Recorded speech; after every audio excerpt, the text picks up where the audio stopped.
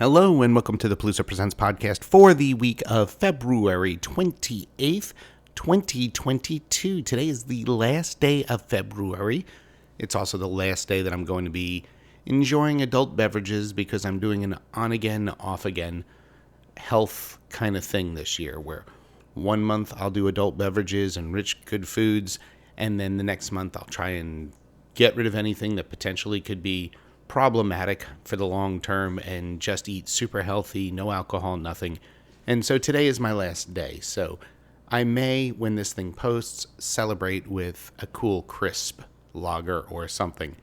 But that's not the point of today's show, because today is episode number 187, and today's episode is called Voluntary Activity, and I'm sure for many people having an adult beverage is voluntary activity, but that's not the kind of voluntary activity that this show is about.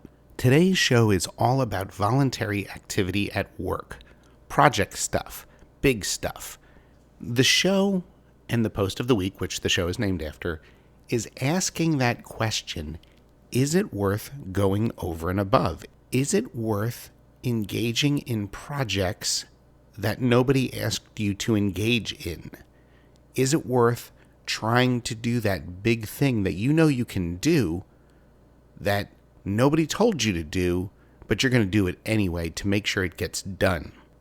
Now, not everybody has the ability to do this, but a lot of people in their jobs do, even if it's self-enrichment, going to that next credential, or if it's teaching yourself a skill that in theory you should know, but you can kind of get away with, or definitely get away with not knowing. That's kind of what I'm talking about here today. I juxtapose that attitude in today's conversation with the person who will not do anything extra unless they're told to do it, unless they are asked to do it, unless they are compensated to do it. And really, that's the crux of it. What are the benefits? Are there benefits? For some people there are, for some people there's not. And you may be surprised to find that I concluded there are definitely some benefits to not doing extra work, to not taking on that extra project. Some that could actually potentially help your career. So of course, I don't like to give away all of this stuff, no spoilers, until you actually have a chance to listen to my commentary in our post of the week.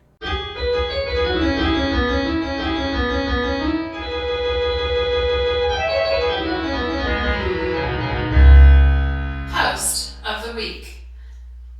Voluntary activity.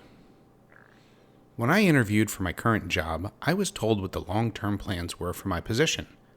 Specifically, the vague idea was for me to be teaching a subject I had no background with. The laudable goal on the part of my institution was to provide for a future need in a service area that was growing in our community. It was believed there would be a need for this service as the years went by, and the growth area was near where I lived. Now, if you were asked to do something completely out of your comfort zone and were unqualified for, then it could send up alarm bells. It didn't for me. The first reason it didn't bother me was because it was a pretty typical conversation you would have in any interview. There are always long-term plans for nearly every new hire position, and those long-term plans almost always fall apart as new initiatives usually disrupt the prior long-term plans. The second reason was because this area was something of an interest for me. I wanted to do it. Or in business speak, I was looking forward to the challenge. I was so enthralled by it that I started an extensive level of voluntary activity aligned with the goal before anyone asked me to. First, let me tackle the question of why I would be asked to teach something I had no background with. The answer has to do with certifications and credentialing in higher education. At the community college level, if you want to teach, you have to have a master's in the discipline for which you are teaching. You may have a master's, but that doesn't mean you are a master in every area of that discipline. In my case, the master's is in information technology, and the course I was supposed to teach was really more aligned with computer science.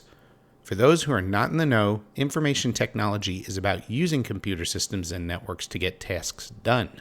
Computer science is more about engineering hardware and software. More specifically, I can design the systems and how they work together to do what you need to get done in your business. But don't ask me to code the actual software. That'll be the software engineers with a CS degree. For the college, they just need instructors who have a master's in the field or an aligned field. My information technology degree technically means I can teach both, even if that's not practical. The second question relates to why I was excited about the opportunity. This one should be an easy answer. It's an aligned subject area. If you are dealing with computers in any technical capacity, the magic and mystery of coding is something that is alluring. Well, it's alluring to me at least. I've always wanted to code in the same way I've always wanted to make music. They're both creative endeavors with infinite possibilities. So what did I do? I did what I always do. I bit off way more than I could chew, as the saying goes. The first step for me was just thinking and keeping my eyes open. As soon as my name went live on our website for my new position, I started receiving emails and phone calls for product sales pitches. I decided to attend webinars with regularity because I figured the more I knew about what was out there for me, the better off I would be overall. One of them was an innovative set of tools for the specific subjects I would, in theory, be eventually called upon to teach. After a dialogue with the company and my leadership, I put together a plan to not only get access to the materials, but to set up a completely faux class with test students. Nobody asked me to do this. When I was interviewed, I was told there was going to be a professional development budget set aside, which would be used to pay for training to allow me to get up to speed on the subjects that I, in theory, would be teaching in the future. This was a completely self-initiated and voluntary activity above and beyond my normal duties, which I was just starting to figure out. This wasn't my first run in the extra activity rodeo. Often I take on projects that interest me. Why would I do that? You would think a person who is as risk-averse as I am wouldn't commit a whole bunch of time to something knowing how often things change. As an example, within just a few months of being brought on, one of the senior leaders who planned to have me teach the new subjects moved on to a bigger role at another institution. Who knows what his replacement will have in mind strategically? They may want to go into a completely different direction. The answer has to do with the importance of activity itself. This is a lesson that goes back to my days of cold calling as a technology representative. I hated cold calling. I still do. I'm not alone. There simply aren't that many people who are emotionally wired to do it long term. It's mostly a waste of time. Every now and again, the cold calling would lead to a sale, but in my mind, it really was about justifiable activity when there was nothing else going on. Still, there are benefits to cold calling. For example, over time, you emotionally toughen up. On rare occasions, you would get a sale or two. Often, quite often, I would run into other opportunities that maybe wouldn't net a sale, but would teach you about something, or possibly help you develop your professional network. That last bit is the most important aspect of cold calling, and the part that relates to my extra work trying to teach myself something new. Activity begets opportunities. They may not be the opportunity that you were originally looking for, but they are opportunities.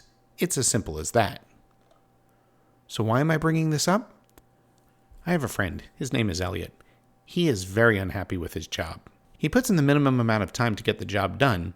He is highly competent, but that's it. There is no zest for the work. There is no initiative to do more or be more. This has resulted in my friend being in a non-stop funk as it relates to his job. He's experiencing the classic, thank God it's Friday, oh God it's Monday cycle. I know that if my friend started to do more, he'd discover more opportunities. In his case, doing more can be attending vendor webinars. It could be asking to go to conferences, or it could be volunteering to head up departmental initiatives. He could go to school at night to get credentials in his field, or any number of other work-related activities. All that activity will eventually open up other opportunities for him, either in another position at the same firm or possibly at a new firm. He has no desire to do any of that. To be fair, he's not alone. I've often met people in my career journey who are adamant that they will not do any additional work if it's specifically not part of their job title or if they aren't getting some kind of bump in salary for the extra responsibilities. That sort of hardline attitude never seems to hinder the careers of those who express it. I can see where managers may see some sort of benefit to their hardline in that they know what to expect out of the employee. If I represent one end of the spectrum, let's call me the overachiever, and Elliot represents the average, i.e., meeting the spec, then what's better? I know from experience that being an overachiever doesn't get you promotions. When leadership promotes people, they look more to those who are successful at implementing strategy than they do workaholics. It took me years to figure that out, but I eventually did. Effective, at least in the private sector, always wins out over smart or hardworking. In my case, it's not the promotion I'm looking for, it's all the things that go along with the extra activity. The knowledge, the experience, the potential for more paths on my professional journey. My path may not be straight ahead with the company, but I know that I have more opportunities to get on a different road than Elliot does. There's something else I have that Elliot doesn't. I enjoy work much more than he does. It's not because of my daily routine. It's because of my self-directed activities. This extra activity got me to a job that's pretty good, but continuing the extra stuff I do put me over the top as far as career satisfaction. I'm okay with the things I have to do, but I really look forward to the things I choose to do. That means I don't usually get the Sunday night blues because I dread Mondays. In fact, on Sundays, I'm thinking about all the stuff I get to do on Mondays. Of course, this philosophy translates well beyond the working world. In dating, if you're fixated on a single type of person, then it's possible to not realize what other personality or physical types may offer. This translates to social communities as well. If your social circles are limited to specific activities or people, then you won't ultimately try new things and touch new communities of people. Ultimately, it's much harder to experience more of the things that our life has to offer. Now, there's one negative I experience that Elliot never does. I have, as I alluded to earlier, a tendency to overcommit. That means I am always feeling rushed and a bit overwhelmed with all of the projects I have going on, both in work and outside of it. Elliot, due to his nature of not doing more than he needs to, almost never feels that way unless it's forced upon him by his job. At the same time, I think that Elliot is at greater risk of being let go. Another way to look at opportunities is as connections. These connections can be anchor points, both formally and often informally. They may keep you where you are from a career perspective, but they also keep you from getting blown away. In the end, it doesn't matter if it's making sales calls or forcing yourself to try new things in other areas. Activity begets new opportunities. Opportunity ultimately begets more options. Options allow us to choose the things in life that will satisfy us the most. For this to work, you have to want the activity, to volunteer for it. If you can find it in you to do this, then you have more chances to get to what you think of as winning. It's a great deal of work, no question, but it can also be a fun journey that's more than worth it.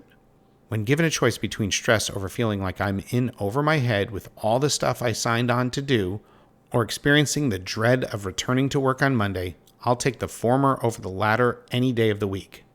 This, of course, is doubly true on Sunday nights.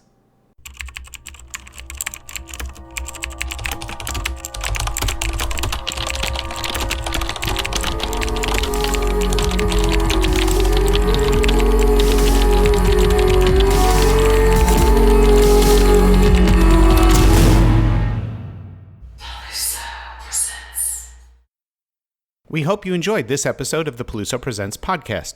You can follow the Peluso Presents efforts via Twitter @PelusoPresents, on Facebook, on Medium.com, just search for Mike Peluso, on LinkedIn, and of course on the blog located at www.pelusopresents.com. You can email us directly via peluso@outlook.com. This podcast is available on all major podcast services, including iTunes, Google Play Music, or your podcast service of choice. We love and appreciate any comments and reviews you wish to leave. Please remember to support this effort by sharing and liking the postings on all your social media. If you'd like to support this effort more directly, you can via patreon.com/Peluso Presents. Thank you for listening, following, sharing, and for your support. We appreciate it.